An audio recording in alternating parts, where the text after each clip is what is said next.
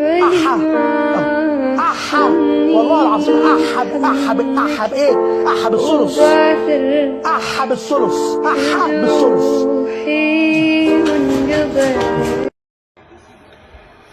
ازيكم عاملين ايه واخباركم ايه؟ ويا رب تكونوا بخير، وحلقه جديده من برنامجكم الموقر المحترم المهذب الملتزم بكافه المعايير الاخلاقيه والغير اخلاقيه احا كوره.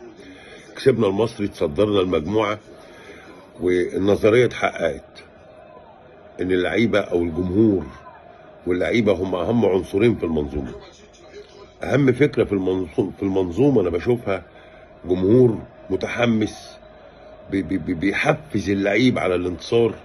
لعيب هياكل النجيله بناء على الجمهور ده اللي عمال يحفزه، فهيعمل الانتصار اللي انا بدور عليه. كان ماتش مهم بالنسبه لنا، مش هنقيم لعيبه ولا نقول مين عمل ومين سوى ومين راح ومين جه، بس هو ده الزمالك. اديله كم احداث صعبه غير منطقيه هتلاقيه بيكسب. اديله دنيا مترتبه وسهله، سبحان الله ما اعرفش، يعني بيحب الغم. يعني هو تحس ان هو بيحب الصعب شويه. المصري فريق رخم شويتين، يعني شويتين ثلاثه كمان. احنا كده تصدرنا المجموعه، وده احسن حاجه في القصه احنا عملناها النهارده. انا كنت عاوز اكسب المصري 1-0 بس مش اكتر. لو هنيجي نبص على اداء اللعيبه النهارده، مش هنتكلم كاداء قد ما هنتكلم ان فارق معانا رجوع واحد زي الونش، فارق معانا مستوى حسام عبد المجيد. عواد بطل هبد يا عواد، بعد اذنك بطل هبد، يعني بالله عليك بطل هبد يا اخي. طبعا فتوح، عندك عمر جابر. عمر جابر غريب يا جدعان، اقسم بالله. هي برضو نظريه العمر جابر اللي انا قلت عليها، ان هو عمر جابر مش هتعرف تقول عليه حلو او وحش، هو ده تمامه مع الكوره، هو ده تمامه. عبد الله السعيد طبعا يعني خارج التقييم. في لعيبه خلاص بقت موقفاك على رجلك، بس ما زالت المشاكل موجوده، ما زالت المشاكل قائمه. الزمالك ما عندوش مهاجم يا جدعان، الزمالك قسما بالله ما عنده مهاجم. التجديد لسيف الجزيري او الابقاء على سيف الجزيري جريمه واهدار مال عام. ده مش طبيعي يا جدعان، مش طبيعي، اقسم بالله ما طبيعي. عندك مصطفى شلبي مش هقول لك حلو ومش هقول لك وحش، وهو ده برضه اخره مع الكوره، بس احنا لازمنا بني ادم في الحته دي.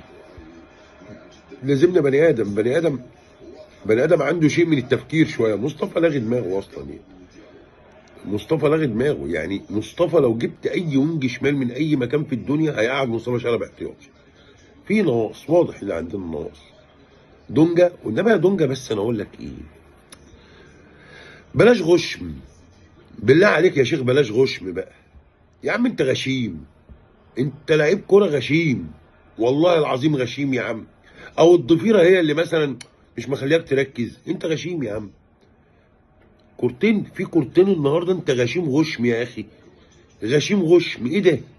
ايه ده يا شيخ؟ شغل دماغك شويه يا شيخ. المضمون بتاع الماتش انت ولا كان فارق معاك اداء ولا كان فارق معاك نيله، انت كان فارق معاك تكسب وتتصدر المجموعه وتركب المجموعه، وركبتها خلاص.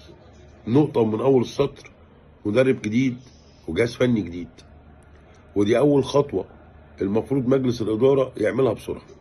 خطوه كويسه. انت محتاج تدعيمات ما زالت.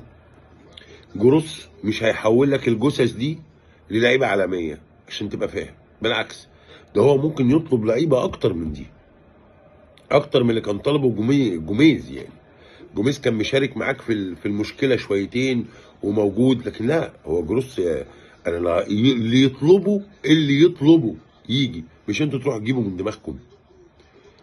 انت النواقص عندك بقت واضحه، خلاص بقت باينه قدام عينك. الموضوع مش محتاج واحد بتاع سكاوتنج ولا يقول لك ايه نواقصك. مصر كلها عارفه نواقص الزمالك ايه. الزمالك عاوز اول حاجه تفكر فيها مهاجم، اول حاجه تفكر فيها مهاجم. يا عم صفي المحترفين اللي عندك دول، لو هم بياخدوا بالدولار اصلا صفيهم يا باشا، محدش فيهم ليه لازمه اصلا. انا محتاج مهاجم وونج شمال وخط وسط، ومحتاج مساك. انا محتاج مساك. حسام عبد المجيد والونش الاثنين يا رب يعني يكرمهم يعني. لكن انت الفكره كلها لو واحد فيهم اتصاب او خد انذارات او اتطرد، انت ما عندكش احتياطي. ما ينفعش يبقى الاحتياطي بتاعهم الزناري. انت محتاج تدعيمات، محتاجين شقلة فلوس كده في يناير نجيب بيها لعيب الكوره، لعيب الكوره بجد، مش صفقات بيرسلم، مش صفقات وكالة البلح. انا محتاج الاحتياجات بتاعتي. ما تروحش تجيب لي شقله وتقول لي ده هيبقى لعيب واعد، انت الجنيه بتاعك عزيز عليك لانه مش متوفر معاك قوي. فخليك بخيل في الشراء، هات احتياجاتك بالظبط، هات احتياجاتك. ما تقعدش تبعزق على لعيبه ملهاش لازمه، لان ده بيتفهم غلط، بيتفهم غلط. الناس بتشوف ده غلط، بتشوفوا حاجه تانية، بتشوفوا حاجه تانية. بلاش التعامل مع وكيل واحد، تعامل مع كل الوكلاء.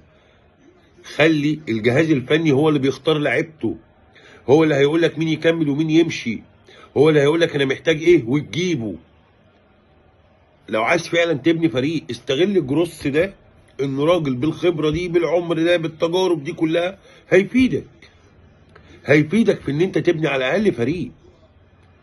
كان معانا كرول الهولندي، ممكن ما خدش بينا بطولات بس عمل جيل. الراجل ده عمل جيل وطلع ناشئين وغير الدنيا، ما خدش بينا بطولات متهيألي بس عمل جيل كويس، جيل كمل.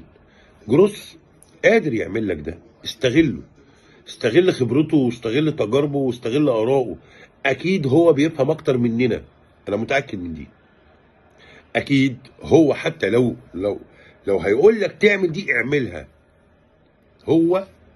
هو عنده من التجارب وعلاقته بالكوره كعلم وثقافه غيرنا وغير الحكشه اللي عندنا وغير شغل الثلاث ورقات اللي عندنا.